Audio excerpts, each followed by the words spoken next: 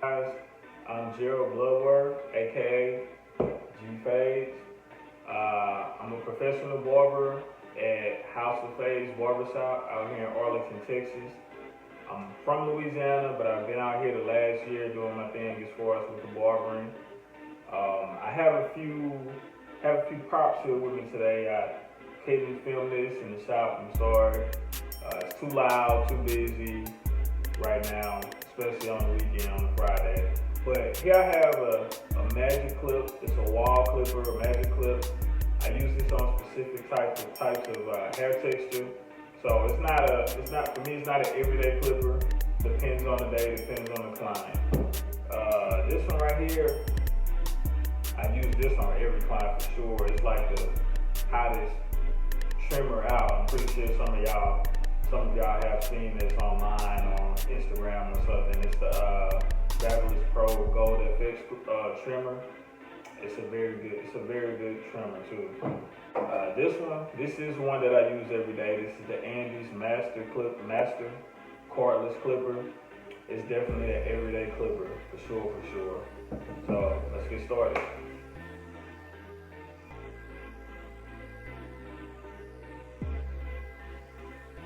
Like my career, I would say it's definitely a lot of different aspects to it.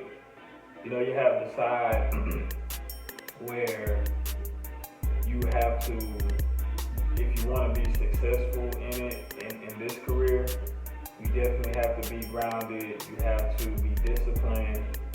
You have to be hungry as well to succeed, because you're your own boss. You do set your own schedule.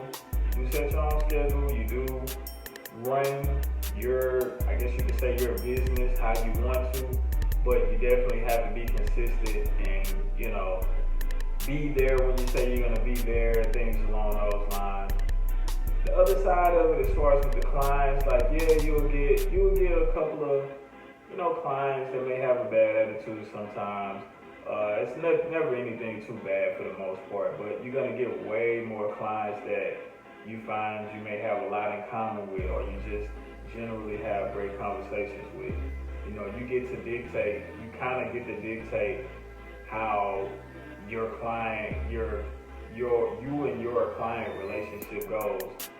Just whenever they sit down in your chair, so they can come in not feeling too good, maybe had a long day at work, but once they get the haircut, maybe a little good conversation, you could definitely turn the day around at that point.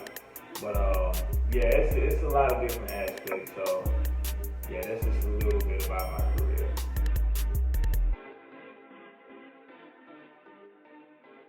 Writing about my job, besides the cutting hair part, which is definitely a passion of mine. I love doing it.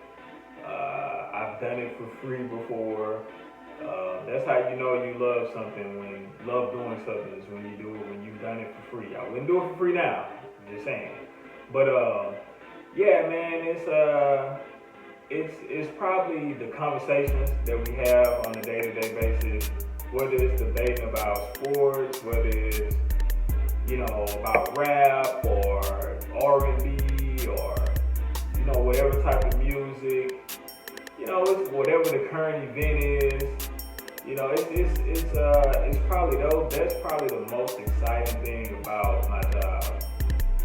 What are we gonna be talking about today?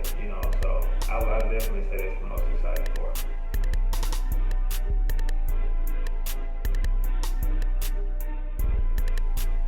Fact. I would say a fun fact is for me, it's definitely that I get to dress how I want to dress. It may not be for some, but that's definitely I would definitely say that's a fun fact, because when I was in barber school, my barber school instructor told me that when he got out of barber school and got into the shop, he said that they had to, his owner at his shop made all of them wear shirts and ties every day. And I was just like, wow. I was like, man, that's crazy. I'm hoping that I don't go into a shop like that. But I didn't. And I'm more of a sneaker and joggers type of guy, t-shirt, little jewelry maybe here and there. But you can dress however you want, as long as it's appropriate and tasteful. If you're a guy that want to do the shirt and tie and the shoes and the slacks, that's fine. For the girls, if you wanted to be a barber and you wanted to do the leggings, I think that's what they call them, the leggings. If you wanted to do jeans, if you wanted to do shorts, as long as it's like I said, as long as it's tasteful, you can definitely express yourself how you want to. So I would definitely say that's a fine thing.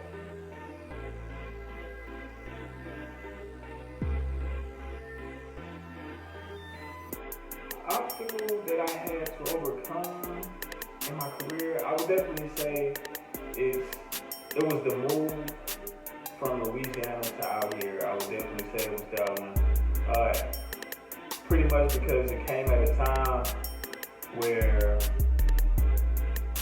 the pandemic happened. I came out here in February, like the end of February, maybe the last week, and the pandemic, as far as the shutdown and all of that, of all barbershops, all the salons, we was like the first ones closed. So I would definitely say that was the toughest time. Me only being out here a few weeks, I didn't get a chance to build any clientele. So during that month and a half, 2 months, I was really just paying a few of the friends that I already made out here. So that was definitely an obstacle, but for me, how I think I overcame it is I just kept faith that, okay, it's like one day we're going to get back in the shop. Don't worry, don't get stressed out about it. We're going to get back in the shop one day, and when I do, I'm going to do everything in my power to make sure I thrive, and I just go as hard as I can at my craft as far as getting better and building my clientele. So I would definitely say that was a tough part, but I kept faith, and I think that's what you should do. Any obstacle you face, and you should keep faith that it's going to turn around. Again, I want to thank you guys. I want to thank you for having me for your career day. I hope a lot of you boys and girls want to become barbers one day.